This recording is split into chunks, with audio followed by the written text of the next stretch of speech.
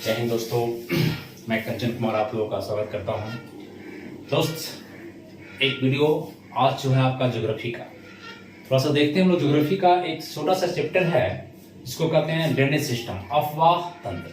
अफवाह तंत्र मतलब कि आपका जो नदी तंत्र है, जो भारत में नदियों का जाल जो है, उस जाल को देखते हैं। थोड़ा सा नदी के बारे में समझने का कंसेप्ट आप लोग ध्यान दीजिएगा, उसको समझने का हम लोग प्रयास करते हैं कि भारत में नदी का जो आपका ड्रेनेज सिस्टम है, नदियां जो फैलाव है, कैसे फैलाव। आप जानते हैं कि भारत में उत्तर भारत विशाल आकार का क्षेत्र है।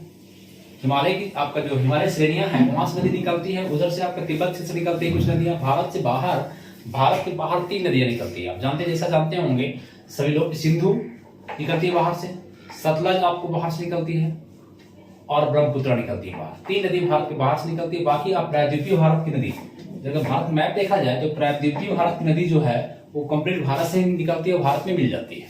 ठीक है, तो इस ड्रेनेज सिस्टम को, इस अपवाह तंत्र को हम लोग देखने का प्रयास करते हैं।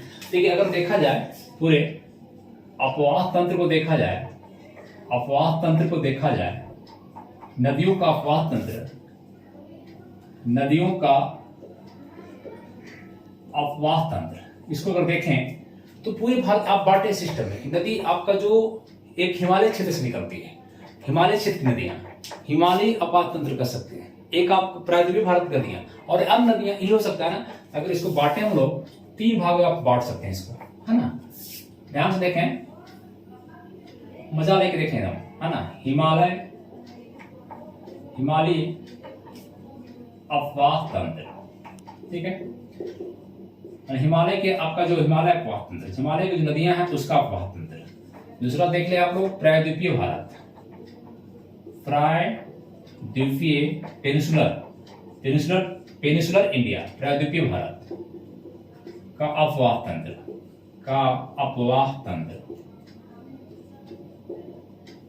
और तीसरी बात हो जाएगा अन्य अपवाह तंत्र,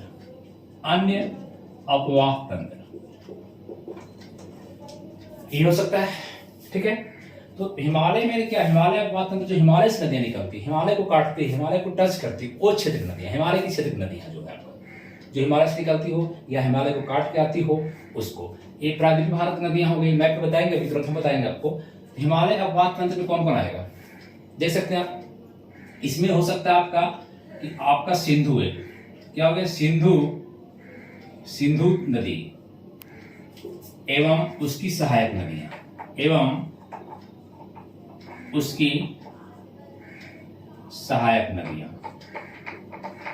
का अपवाह तंत्र, ये होगा ना अपवाह तंत्र।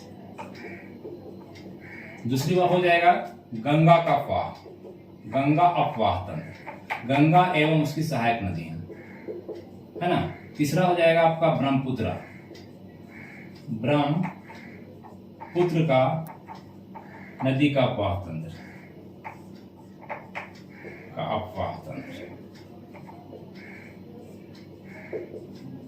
ये होगा।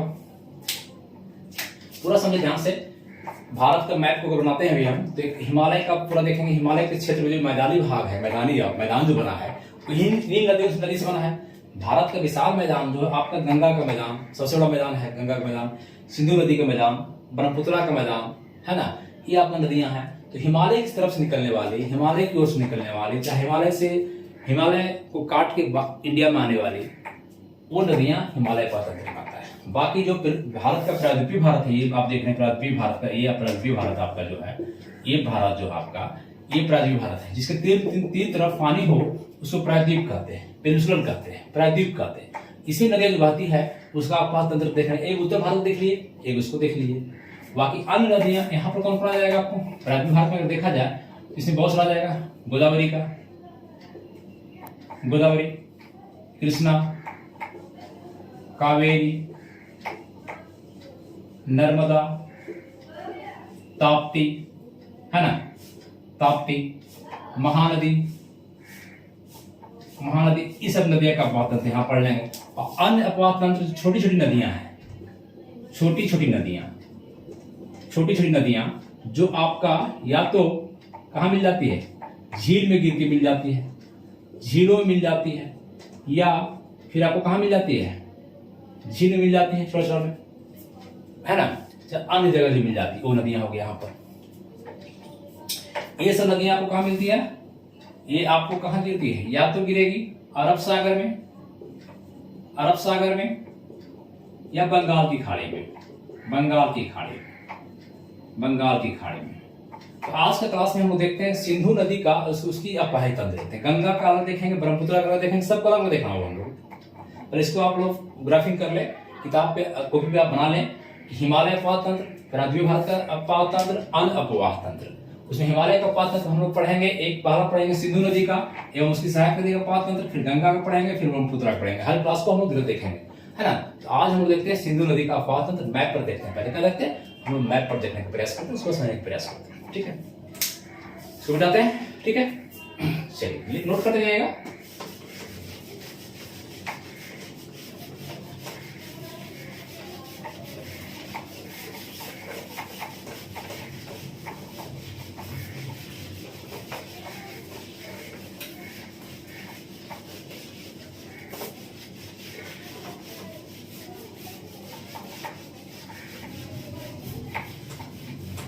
देखिए मैप बहुत इजी होता है, मैप का आप लोग बनाइए मैप। अगर मैप बनाते हैं आप लोग तो पहले कैसे दर्ज करते हैं हम लोग, है ना। तो ये आपको मैप बनाइए।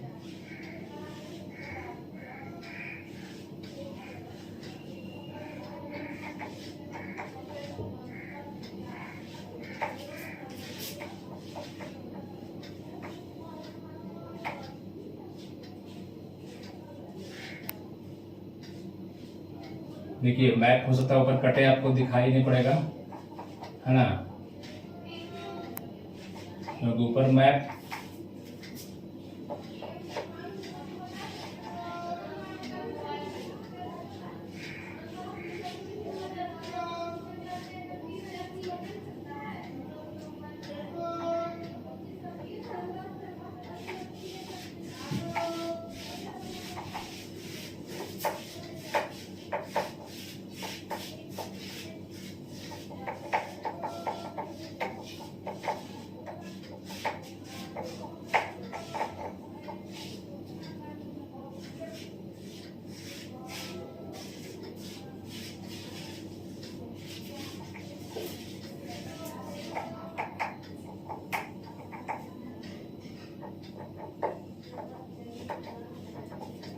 ये देखिए भारत, आपका भारत आपका है। तो इसमें आपका नदी हम लोग देखते हैं सिंधु नदी, पहले उसके सहायक नदी को देखेंगे।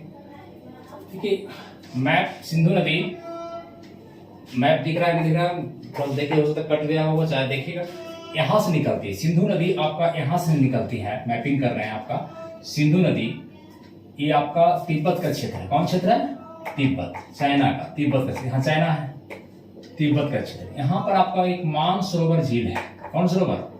मानसरोवर झील, मानसरोवर झील है। यहीं से सिंधु नदी निकलती है। सिंधु नदी यहाँ से निकलती है मानसरोवर झील से, और लद्दाख एरिया कौन है? लद्दाख एरिया। कौन एरिया? लद्दाख एरिया। ये एक्साई चीन का एरिया है, लद्दाख एरिया। यहाँ से आपका घुसती है सिंधु नदी। ये जगह यहाँ देखिए, यहाँ पर जगह है दमचोक, दमचोक। कौन जगह है? दमचोक, लद्दाख एरिया। कौन एरिया है? लद्दाख, लद्दाख। यहाँ से घुसती है, आपका दमचोक जगह से एंट्री करती है इंडिया में, और ये आपका जम्मू कश्मीर होते हुए भारत में ऐसे प्रवेश करते हुए सिंधु का क्षेत्र में गिरती हुई अरब सागर में गिर जाती है। कहाँ गिर जाती है? अरब सागर में। कहाँ गिर जाती है? अरब सागर में, अरब सागर में, अरब सागर। ठीक है, तो पहली बात आपसे पूछेगा कि सिंधु नदी निकलती कहाँ से? तो तिब्बत से। कहाँ निकलती है? तिब्बत से। कहाँ से निकलती है? एग्जैक्ट मानसरोवर झील से, मानसरोवर झील से। वहां से निकलने के बाद भारत में कहाँ प्रवेश करती है? तो दमचोक में। दमचोक कहाँ है? लद्दाख को। यहाँ काटती है, यहाँ दर्रा है, यहाँ से कटती है और घुसती। इसी पर आप एक शहर बसा हुआ है, लद्दाख, लेह। कौन सा बसा? लेह, लेह लद्दाख। क्योंकि जानते हैं जब जम्मू कश्मीर बट गया, जम्मू कश्मीर, तो लद्दाख और लेह दो जिला पड़ा लद्दाख में। जम्मू कश्मीर बटा, मोदी जी बांटे 2019 में, एक लद्दाख गया और एक आपका जम्मू कश्मीर का सेक्शन गया। तो जम्मू कश्मीर में 22 जिला है और लद्दाख में 2 जिला, लद्दाख और लेह, लद्दाख और लेह। यहाँ से आप ही है तो पूछेगा कि लेह बताइए, अब नदी जो बह रही है, देखिए ध्यान से, नदी जो बह रही है तो इसका दाएं किधर होगा, बाएं किधर होगा। आप जिधर नदी बहती है उधर घूम जाइए। नदी इधर को बह रही है, ढाल इधर जा रही नदी, तो आप खड़ा हो जाइएगा करके। अब देखिए आप खड़ा है, हम खड़ा है, देखिए ध्यान से, मेरा बाएं किधर, इधर, दाएं किधर, इधर। तो नदी जो ऐसे बह रही है, इसका बाएं किधर होगा, इधर। देखिए बह रही है, तो मेरा हाथ देखिए, नदी जा रही है, तो दाएं इधर क्या, ये दायां भाग हो गया, कौन हो गया, दायां, और ये क्या हो गया, बायां। ध्यान से देखिएगा, जिधर नदी बहती है उधर उधर आप मुंह कर लीजिएगा अपना, ढूल जाइएगा उसमें, गिर जाइएगा उसमें, और बायां निकल जाएगा। तो पूछेगा कि लेह आपका दायां बसाव के बाएं, लेह सिंधु नदी के बाएं है कि दाएं, तो दाएं है, क्लियर है, दाएं में क्यों करोगे। दाएं से नदी कौन कौन मिलती है, बाएं से कौन कौन मिलती है, ये पूछेगा आपसे। सिंधु नदी कहाँ भारत में मिलती है, धमचोक में। यहाँ पर कहाँ आती है, पाकिस्तान में जो घुसती है, ये जगह है यहाँ पर चिल्लड़, चिल्ला संयुक्त, चिल्लड़, चिल्लड़ नहीं समझते हैं, मछला चिल्लड़, चिल्लड़ में घुसती है, यहाँ से आपको अरब सागर में घुसती है, गिरती है। दूसरी बात कि ये सिंधु नदी की सहायक नदियां कौन कौन है। ये सिंधु नदी हो गया, अब तक इसका सबसे लंबाई क्या है, सिंधु नदी का 2880, टोटल लंबाई 2880 किलोमीटर है। भारत में लंबाई से कितना, 1114 किलोमीटर भारत में लंबाई, ये पूछेगा आपसे। सिंधु नदी के ऊपर कौन है, लेह बसा हुआ है, कहाँ घुसती है, कहाँ से निकलती है, क्लियर हो गया आपका सिंधु नदी के बारे में, ठीक है। अब देखें कि आपका झेलम, इसका सहायक एकदम याद कर लीजिए कि सिंधु कौन हो गया, सिंधु, फिर कौन है, झेलम, झेलम, चिनाब, रावी, ब्यास, सतलज, सतलज, एक सीरियल है, सीरियल वाइज है। पहले कौन नदी है, सिंधु, कौन नदी है, सिंधु, सिंधु तो आपका है ही, झेलम, चिनाब, रावी, ब्यास, 5 नदी है वो, 1 2 3 4 5, इसको कहते हैं पंच नदी। क्या कहते हैं, पंच नदी। सिंधु की सहायक नदी है, सिंधु की क्या नदी है, सहायक नदी है। इसमें पूछेगा आपसे कि सबसे लंबा इसमें कौन है, सिंधु की सहायक नदियों में सबसे लंबा कौन है, तो चिनाब है, कौन है, चिनाब है। तो चिनाब कहां से निकलती है, झेलम कहां से निकलती है, चिनाब मिलती कहां, चिनाब फाइनली आपको सिंधु में मिलती है, बाकी सब इसमें मिलता है। दिखाते हैं आपको झेलम नदी। अगर चर्चा कर लिया झेलम का, तो झेलम आपका कश्मीर से ही निकलती है, शेषनाग झील है, कौन झील है, शेषनाग, या उसको कहीं बैरीनाग जगह है, वहां से निकलती है झेलम नदी। झेलम यहां से निकलती है, और इस जगह से झेलम जो है आप जाते हुए यहाँ रोक दीजिए इसको भी, क्योंकि इसमें सतलज मिलाएंगे, कहाँ मिलाएंगे इसको, सतलज में, ये सतलज मिलेगी, झेलम कहाँ मिलेगी, सतलज में, तो मिलाते हैं इसको भी। देखिए झेलम नदी की कौन नदी है, झेलम, झेलम। इसके ऊपर बसा हुआ है शहर है श्रीनगर,